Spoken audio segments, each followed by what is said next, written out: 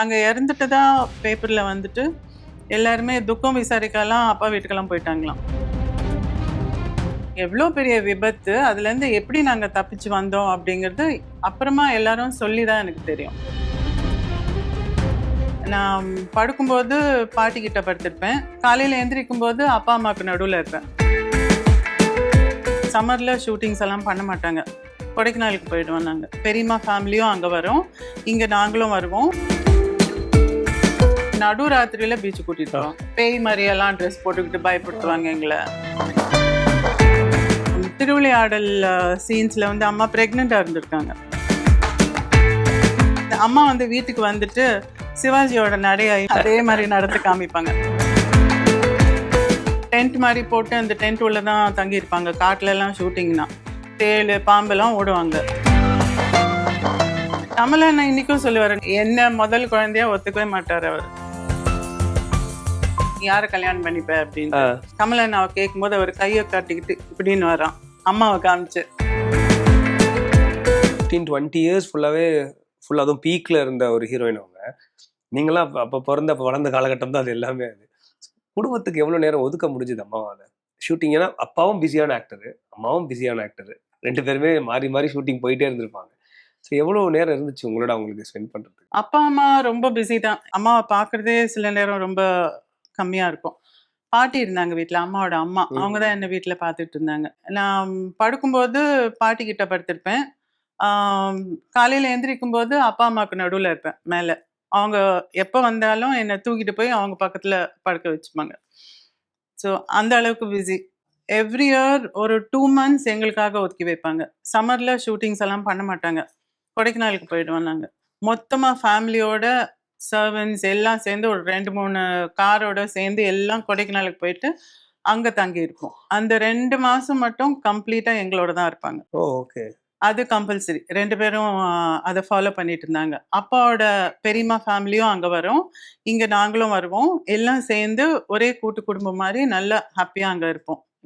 அக்காங்க இருக்காங்க இல்லையா அங்க, கமலாக்கா, ரேவதி, நாராயணி, ஜிஜி, இங்க இருந்து நான், தம்பி பிறந்ததுக்கு அப்புறமா தம்பி சின்ன பையனா இருப்பான். ஸோ எல்லாருமே சேர்ந்து அங்க கொடைக்கானல்ல 2 months ஸ்பெண்ட் பண்ணுவோம். போட்டிங் என்ன, ஹார்ஸ் ரைடிங் என்ன, பிக்னிக்ஸ் என்ன, அங்க அந்த வாக்கிங் போறது, கோகோஸ் வாக்ல நல்லா என்ஜாய் பண்ணுவோம் கொடைக்கானல்ல. அது இல்லாம மற்ற நாள்ல கூட சண்டே இதுக்கு முந்தைய சஃபாயர் தியேட்டர்ல வந்து கார்ட்டூன்ஸ் போடுவாங்க. ஸோ அது எப்போ கார்ட்டூன்ஸ் போட்டாலும் ஒரு நல்ல கார்ட்டூனா இருந்ததுன்னா அப்பா அம்மா என்ன சஃபாயருக்கு கூட்டிட்டு போய் அந்த கார்ட்டூன்ஸ் காமிப்பாங்க. என்னோட பர்த்டேயா இருந்தாலும் சரி, தம்பி பர்த்டேயா இருந்தாலும் சரி, டெஃபினட்டா அவங்க அந்த டைமை ஒதுக்கி வீட்டில் பார்ட்டி அரேஞ்ச் பண்ணி கார்ட்டூன் ஃபிலிம்ஸ், அப்போ வந்து இந்த 15mm ப்ரொஜெக்டர் வீட்டில் இருக்கும். கார்ட்டூன் ஃபிலிம்ஸ் போட்டு என்னோட கிளாஸ்மேட்ஸ் எல்லாம் கூப்பிட்டு ஒரு பார்ட்டி மாதிரி பண்ணுவாங்க. கிளாஸ்மேட்ஸ், எங்கள் கிளாஸ்மேட்ஸ் எல்லாருக்குமே ஞாபகம் அம்மா பர்த்டே பார்ட்டிஸ் எல்லாம் நடத்துனது. ஸோ இந்த மாதிரி டைம் ஸ்பெண்ட் பண்ணுது.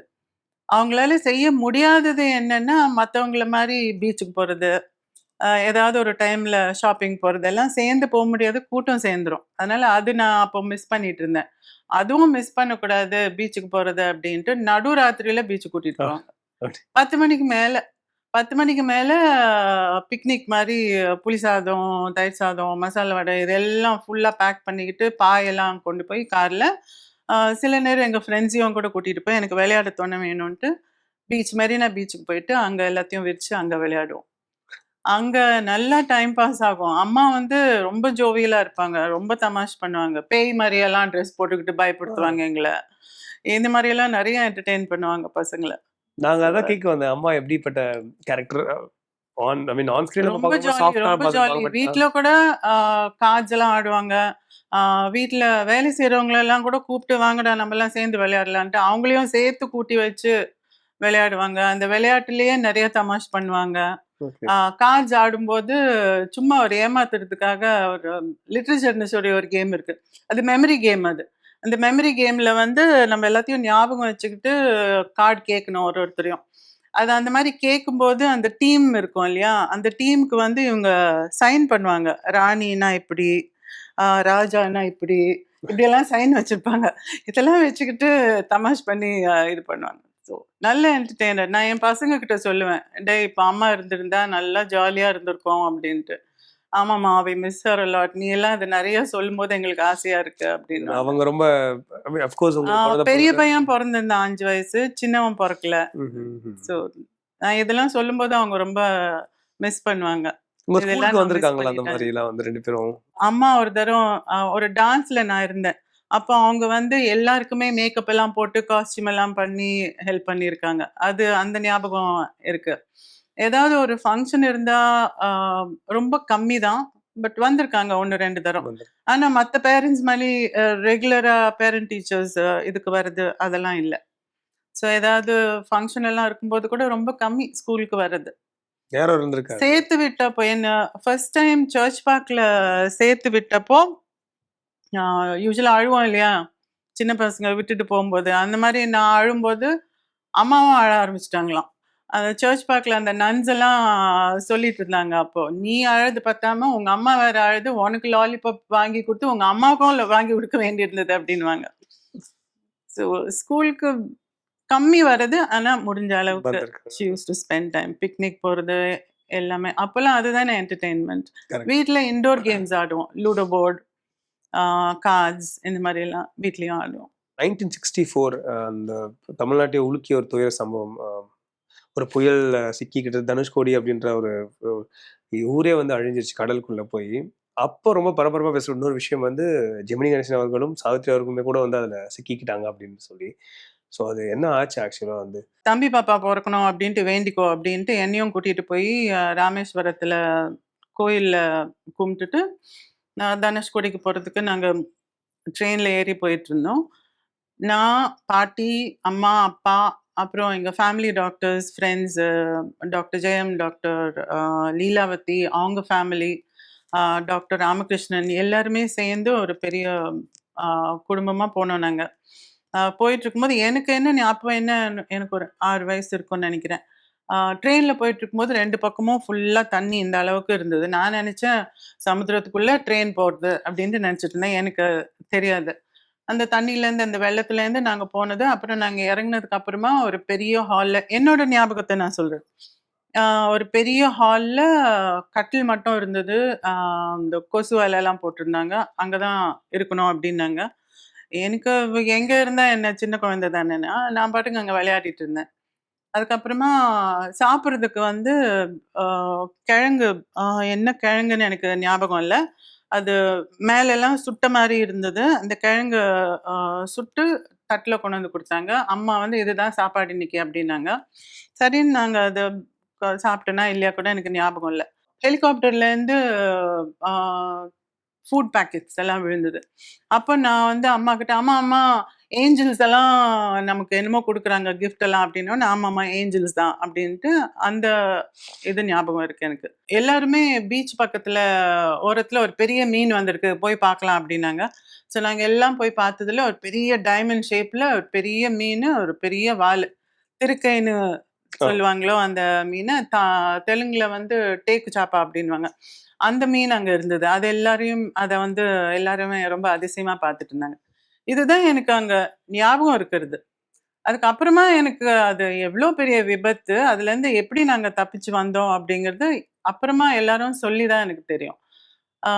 வீட்ல ரிலேட்டிவ்ஸ், ஃப்ரெண்ட்ஸ், மூவி ஆர்டிஸ்ட் எல்லாருமே நாங்க இறந்துட்டதா பேப்பர்ல வந்துட்டு, எல்லாருமே துக்கம் விசாரிக்கலாம் அப்பா வீட்டுக்கெல்லாம் போயிட்டாங்களாம். அந்த அளவுக்கு அது சீரியஸ் ஆச்சு. இவரும் அழுதுருக்காரு, ஹஸ்பண்டும். எல்லாம் போயிட்டாங்க அப்படின்ட்டு. அந்த டேஞ்சர்லேருந்து வெளிய வந்த ஒரு நல்ல இது என்னன்னா, தம்பி பாப்பா பொறந்தான். ஸோ அது ஒரு நல்ல ஞாபகம். ஸ்பெஷல் ட்ரெயினோ, ஸ்பெஷல் ஃப்ளைட்டோ ஏதோ அரேஞ்ச் பண்ணிட்டு, திரும்ப கேர்ஃபுல்லா சிட்டிக்கு கூட்டிட்டு வந்துட்டதா சொன்னாங்க. ஒரு மயிரிழையில தப்பிச்சோன்னு சொல்லுவாங்க இல்லையா? அந்த மாரி ஆச்சு அது. அதுக்கு முன்னாடி ஸ்டேஷன்ல அவங்க இறங்கிட்டதா?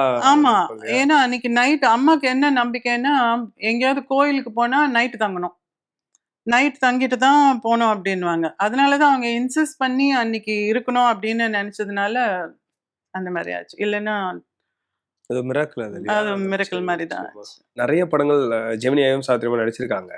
பட் அதுல நிறைய படங்கள் நடிச்சது வந்து பீம்சிங் சாரோடைய டைரக்ஷன்ல. அதுக்கு என்ன காரணம்னு சொல்லியிருக்காங்களா? ஏதாவது 2 பேர் யாராவது? அவரோட படங்கள் தொடர்ந்து அவங்க சொல்லி நான் சொன்ன மாதிரி அவங்க சொல்லி எனக்கு இதை பத்தி தெரியாது. நிறைய பாவரிசை படங்கள்ல நிறைய அவங்க 2 பேரும் சேர்ந்து நடிச்சது. ஆருதாஸ் மாமா வந்து அதுக்கெல்லாம் டயலாக்ஸ் எழுதினது. இது வரைக்கும் தான் எனக்கு தெரியும். அதுவும் ஆருதாஸ் மாமா நிறைய சொல்லியிருக்காரு அதை பத்தி. அதனால தான் தெரியும். பாவரிசை இல்லாம இதுக்கு காரணம்னு சொல்லும்போது அப்கோர்ஸ் அந்த டைம்ல அப்பா அம்மா ரொமான்டிக் கப்பலா அப்போ கொடி கட்டி பறந்ததுனால அவங்க 2 பேரையும் சேர்த்து நிறைய, அதுவும் குடும்ப பாங்கான படங்கள். ஒரு குடும்பம்னா இப்படி இருக்கணும் அப்படிங்கிறது நிறைய ஸ்டோரிஸ்ல வந்திருக்கு. அம்மாவுக்கு வந்து கல்யாணத்துக்கு அப்புறமா ஒரு ஃபேமிலி லேடியா இருக்கணும் அப்படின்ட்டு ஆசை. ஆனா ரசிகர்கள் விடல அவங்கள. ஆமா, ஒரு ஃபேமிலிகளா இருந்துடணும் அப்படின்னு நினைச்சிருந்தாங்க. ஆனா அப்பா சொன்னாரு, ரசிகர்கள் உன்னை விட மாட்டாங்க உன்னோட ஆர்டிஸ்டிக் டேலண்ட்டுக்குன்னு. அதனால அது அப்படியே கண்டினியூ ஆயிட்டு கடைசியில அதுவே லைஃப் ஆயிடுச்சு அம்மாக்கு நடிப்பு அப்படிங்கிறது. ஆனா அந்த குடும்ப பாங்கு அப்படிங்கிறது நடிப்புல காமிச்சிட்டாங்க அவங்க. ஃபேமிலினா இப்படி இருக்கணும் அப்படிங்கறது நடிப்புல காமிச்சிருக்காங்க. ஏன்னா லேட்டர் பார்ட்ல 2000s 90sலாம் வந்து ஹீரோயின்ஸ் கல்யாணம் ஆயிடுச்சுனாலே அவங்களோட கெரியர் ஓவர் அப்படின்றது வந்து நம்ம நிறைய நாங்கள் இங்கே பார்த்துருக்கோம், சவுத்தில் பார்த்துருக்கோம். கல்யாணம் ஆயிடுச்சுனா வந்து இங்கே மார்க்கெட் நிறைய விஷயங்கள்லாம் பேசுவாங்க. அம்மா ஆனால் 50sலேயே அதை வந்து ஷி ப்ரூவ் ராங் இல்லை அப்படிலாம் கிடையாதுன்னா அவங்க ரொம்ப டாப் போனது வந்து கல்யாணத்துக்கு அப்புறமா நிறைய அவ்வளோ படங்கள் பண்ணியிருக்காங்க 2துலையுமே. சரி சொல்லமான விருப்பம் இல்லை அவங்களுக்கு. ஆமா, இல்லை குடும்பத்தை பார்த்துக்கணும் அப்படின்னு நினைச்சு குடும்பத்தை பார்த்துக்கணும் அப்படின்னு நினைச்சது. அது அந்த குடும்பம் அப்படிங்கிறது மூவிஸ்ல ஆயாச்சு. அம்மா வந்து கிளாமர் ஆர்டிஸ்ட் கிடையாது இல்லையா? இப்ப இருக்கிற ஆர்டிஸ்ட் வந்து கிளாமருக்கு அதிகமா இம்பார்ட்டன்ஸ் கொடுக்கறதுனால இப்போ லேடிஸ்க்கு ஒரு ஸ்டேஜ்க்கு அப்புறமா அது கம்மி ஆகும். அதனால அதுக்கு ஏத்த மாதிரி அவங்க அந்த கேரக்டரை மாத்திக்கிட்டே வரணும். வேற கேரக்டர்ஸ் பண்ணி நடிக்கிற கேரக்டர். அம்மா அது வந்து ஆரம்பத்துல இருந்தே அவங்க வந்து அந்த ஃபேமிலி ரோல்ஸ்ல இருந்தே இருந்ததுனால she was able to continue. கல்யாணத்துக்கு அப்புறமா கூட கண்டினியூ ஆச்சு. ஏன்னா அவங்க ஃபேமிலி லைஃப்லயும் இப்படிதான் இருந்தாங்க, மூவிஸ்லயும் அப்படிதான் இருந்தாங்க. இதுக்கும் இந்த வேல்யூக்கும் அந்த வேல்யூக்கும் டிஃபரன்ஸ் இல்லை. அதனால அது அவங்க கல்யாணம் ஆச்சு, குழந்தைங்க பிறந்தது அப்படிங்கிறது இட் டிட்ன்ட் மேட்டர். மொரவும் அவங்களுக்கு வந்து அதிகமா இம்பார்ட்டன்ஸ் கொடுத்தது அவங்க ஃபேஷியல் எக்ஸ்பிரஷன்ஸ்க்கு. இப்போ தெலுங்குல வந்து அவங்களுக்கு அபிநேத்ரின்னு ஒரு பேர் இருக்கு. அபிநேத்ரினா கண்ணாலேயே எக்ஸ்பிரஷன்ஸ் காமிக்க முடியும் அப்படிங்கிறது. ஸோ அந்த மாதிரி இருக்கும்போது இந்த குழந்தை பிறந்தது, கல்யாணமானதெல்லாம் ஒரு பெரிய இதுவா தோணலை. அவங்க கொஞ்சம் சபியானதுக்கு அப்புறமா கூட அவங்க ரோல்ஸ் வந்து அந்த ஃபேமிலி ரோல்ஸ்க்கு. இப்போ ஒரு கல்யாணத்துக்கு அப்புறமா லேடிஸ் எல்லாம் அப்படியேவா இருக்காங்க? அவங்கெல்லாம் கொஞ்சம் சபியாருது இல்லையா? அந்த மாதிரின்ட்டு அது இல்ல கண்டிப்பா அந்த உடல்ல வந்து கண்டிப்பா அந்த டிஃபரன்ஸ் ஃபீல். ஆமா இருக்கும். இப்போ ஆக்சுவலா பாத்தீங்களா அந்த திருவிளையாடல் சீன்ஸ்ல வந்து அம்மா பிரெக்னெண்டா இருந்திருக்காங்க. பிரெக்னெண்டா இருந்து கூட அவங்க என்ன அந்த ஆங்கிள்ஸ் எல்லாம் மாத்தி அந்த வயிறு தெரியாம இருக்கிறதுக்கு ஆங்கிள்ஸை மாத்தினாங்க. அப்போ அவ்வளோ இம்பார்ட்டன்ஸ் கொடுத்தாங்க, நீ தான் பண்ணணும் அந்த ரோலை அப்படின்ட்டு. வயிறெல்லாம் கொஞ்சம் நல்லா டைட்டா கட்டி எல்லாம் வச்சு நான் பார்த்துருக்கேன். அவங்க காஸ்டியூம்ஸ் எல்லாம் போடும்போது வயிறெல்லாம் நல்லா அமுத்தி கட்டுவாங்க. பாவம் என் தம்பி உள்ள மலை உச்சியிலையோ இல்லை ஏதாவது ஒரு உச்சியில நிற்கும் போதெல்லாம் கயிறு ஒண்ணு கட்டுவாங்க, காலில் கட்டி பிடிச்சிப்பாங்க. ஏன்னா அவங்க ஒரு வேளை விழுந்துட்டா அப்படின்ட்டு. அதெல்லாம் கூட ஒத்துக்க மாட்டாங்க அம்மா. நான் மேனேஜ் பண்ணிப்பேன் எடுத்துடுன்னுவாங்க. அதுல திருவிளையாடல்ல இன்னொரு இது ஞாபகம் வந்தது வந்து அம்மா வந்து வீட்டுக்கு வந்துட்டு சிவாஜியோட நடைய இமிட்டேட் பண்ணி காமிப்பாங்க. அப்படி அதே மாதிரி நடந்து காமிப்பாங்க. அந்த மீனவர் நடை ஒன்று இருக்கு இல்லையா, அது ஆக்சுவலா யூல் பிரெனர் அப்படிங்கிற ஆர்டிஸ்டோட நடை. அந்த நடை வந்து அப்படியே அம்மா நிறைய ஹாலிவுட் மூவிஸ் எல்லாம் போட்டு காமிச்சிருக்காரு அப்பா. அவங்களுக்கு இந்த ட்ரைனிங் மாதிரி நிறைய இது மட்டும் அந்த வெறும் சவுத் இந்தியன் ஃபிலிம்ஸ் மட்டும் பார்த்து முன்னுக்கு வரக்கூடாது, கொஞ்சம் ஒரு யூனிவர்சல் அவுட்லுக் இருக்கணும்ட்டு ஹாலிவுட் மூவிஸ் எல்லாம் கூட காமிச்சிருக்காரு. அதனால அவங்களுக்கு தெரியும் இது வந்து யூல் பிரெனரோட நடை அப்படின்ட்டு அம்மா நடந்து காமிப்பாங்க வீட்டுக்கு வந்து. ஸோ அது எனக்கு நல்ல ஞாபகம். ஷூட்டிங்ஸ்க்கு போயிருக்கேன் நான், திருவிளையாடல் ஷூட்டிங்ஸ்க்கெல்லாம். இப்போ ஏபி நாகராஜன் சார் வந்து 60s இப்போ வரைக்குமே புராண படங்கள்னாலே வந்து நமக்கு ஃபர்ஸ்ட் மைண்ட்ல வருது அவருடைய படங்கள் தான். திருவிளையாடல் பத்தி நம்ம சொல்லிட்டு இருந்தோம். நம்ம இப்போ நீங்க சொன்னீங்க அது பிரெக்னெண்டா இருக்கும்போதே அம்மா நடிச்சாங்க. சிவனும் சக்தியும் பேசுற அந்த ஒரு ஷார்ப்பான ஒரு வசனம் அவங்க 2 பேரும் போட்டி போட்டு நடிச்சிருப்பாங்க 2 பேருமே.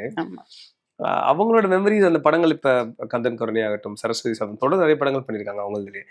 அது நீங்க பார்க்கறதுண்டா புராண படங்கள் அம்மா அதெல்லாம்? புராண படங்கள் பார்ப்பேன். எனக்கு அது இன்ட்ரெஸ்டிங்கா கலர்ஃபுல்லா இருக்கும், டான்ஸ்லாம் இருக்கும், காஸ்டியூம்ஸ் எல்லாம் ரொம்ப பிரம்மாண்டமா நல்லா இருக்கும். பிரம்மாண்டமா இருக்கும். சின்ன பசங்களுக்கு அதுதானே வேணும். அதனால அதெல்லாம் அப்ப பார்ப்பேன். நான் சரஸ்வதி சபதம் ஷூட்டிங்ல எனக்கு என்ன ஞாபகம்னா, அந்த கோமாதா எங்கள் குலமாதான். அந்த பாட்டு இருக்கு இல்லையா? அதுல வந்து அந்த ஷூட்டிங்ல ஆ ஒரு ட்ராலில அம்மா நீல் டவுன் பண்ணிட்டு அப்படியே இழுத்துக்கிட்டே போவாங்க அந்த சீனுக்காக. அப்போ அந்த நிறைய அந்த சுத்தி அந்த மேகங்கள் புகை எல்லாம் வர மாதிரி இருக்கும். அந்த மாதிரி தெரியறதுக்கு அவங்க ஒரு கேஸ் ரிலீஸ் பண்ணுவாங்க. நாத்தம் அடிக்கும் அந்த கேஸ். நிக்கவே முடியாது அங்க. ஆனா அம்மா வந்து சிரிச்சுக்கிட்டே நான் நாத்தம்ட்டு ஓடிட்டேன் வெளியில. அம்மா வந்து நல்லா ஜாலியா அதுல உட்காந்து நல்லா சிரிச்சு பாடிக்கிட்டு அப்படியே இது இருக்காங்க. வெளியில வந்ததுக்கு அப்புறமா எப்படிம்மா நீ அதை பண்ற? ஒரே ஸ்மெல்லுன்னா உனக்கு தான் ஸ்மெல் எல்லாம் தெரியும் எனக்கு தெரியாது அப்படின்னுவாங்க அம்மா. அவ்வளவு இன்வால்வ்டு இல்ல. அவ்வளவு இன்வால்வ். என்ன இருக்கு கொஞ்ச நேரம் அப்படி இருந்தா என்ன போச்சு அப்படின்னாங்க. இப்பெல்லாம் கேரவான் வந்துருச்சு. அப்பெல்லாம் ஒரு டென்ட் மாதிரி போட்டு அந்த டென்ட் உள்ளதான் தங்கி இருப்பாங்க. காட்டுல எல்லாம் ஷூட்டிங்னா தேள் பாம்பெல்லாம் ஓடுவாங்க. அந்த மாதிரி இடத்துல தான் அவங்க எல்லாம் ஷூட் பண்ணது. அவங்க டாய்லெட் வசதியும் சரியா இருக்காது. இருந்தாலும் அவங்க வந்து அங்க அந்த மாதிரி மேனேஜ் பண்ணிட்டு அந்த ஆர்ட் ஃபார்முக்காக இருந்தாங்க. அவ்வளவு So, டெடிகேஷன். அவங்க அந்த கம்ஃபர்ட்ஸ்க்கெல்லாம் பார்க்கல. களத்தூர் கண்ணம்மா. ம். கமல் சார் இன்னைக்கு நம்ம Yeah. இவ்வளவு கொண்டாடுற கமல் சாரோடைய முதல் படம் சின்ன பையனா. So, அவங்க 2 பேருக்குமே மகனா வருவாரு. அந்த படம் குறித்து ஏதாவது மெமரிஸ் உங்களுக்கு ஞாபகம் இருக்கா? கமலா அண்ணா இன்னைக்கும் சொல்லுவாரு, நான் தான் முதல் புள்ள ஆமா. அப்படின்ட்டு. அவங்க ஒத்துக்கவே மாட்டாங்க. நான் என்ன முதல் குழந்தையா ஒத்துக்கவே மாட்டாரு அவரு. நான் தான் முதல் குழந்தை அப்படின்னுவாரு. அதுல அந்த ஷூட்டிங் ஸ்பாட்ல அவங்களோட இருந்த நினைவெல்லாம் நிறைய சொல்லியிருக்காங்க. எப்படி அப்பா வந்து இந்த கையை ஒரு மாதிரி வச்சு விசில் பண்றது. அப்புறம் யாராவது கமலஹாசன் அப்ப சின்ன பசங்க எல்லாம் கேட்போம்ல, நீ யாரை கல்யாணம் பண்ணிப்ப அப்படின்ட்டு. அந்த மாதிரி கமலண்ணாவை கேட்கும்போது அவர் கையை காட்டிக்கிட்டு இப்படின்னு வரான் அம்மாவை காமிச்சு இதுலதான் பண்ணிப்பேன் அப்படின்ட்டு. So, அந்த மாதிரி சின்ன சின்ன இதெல்லாம் நினைவுகள் கொஞ்சம் இருக்கு. நான் அப்போ சின்னவ அதனால எனக்கு ஆமா. நீங்க தெரியாது. அப்ப பிறந்துட்டீங்க அந்த டைம்ல. ஆ ஆ